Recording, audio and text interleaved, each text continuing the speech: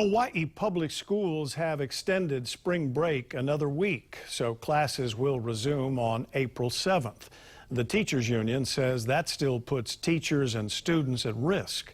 Manola Morales has more. The Hawaii State Teachers Association filed a complaint with the Labor Relations Board.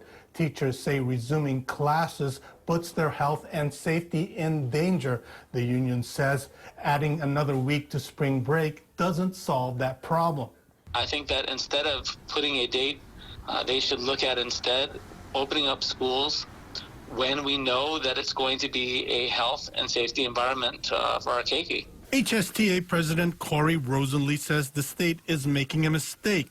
The union filed an additional complaint with the Labor Board Wednesday requesting that members not report to work until the pandemic is under control. Rosenlee adds many schools around the country have already shut down, and Hawaii should do the same. Over 10% of our teachers are over 60. We have teachers with underlying health conditions themselves. We have teachers that have to take care of, their parents or the elderly, and they don't want to be putting themselves in that situation. University of Hawaii announced today that it will continue with providing classes online for the rest of the semester. Campuses will remain open to students and employees.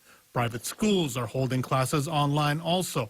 Rosenlee adds that online classes will not work in the OE schools. A lot of our students don't have computers or internet. When we're dealing with a statewide problem across the state, you have students in Kohala or Molokai that may not have internet access at all. The governor says there would be too many impacts if the state closes its schools. Too many parents will have a difficult time finding childcare while they work, so he wants to implement some type of social distancing in the classrooms. That is a concern. But I think any parent would rather try to find childcare opportunities than have a sick child or, what a lot of our own members are worried about is exposing someone. The Department of Education says it plans to release more details on bringing students and teachers back to school at a news conference tomorrow. Manola Morales, KHON2 News, working for Hawaii.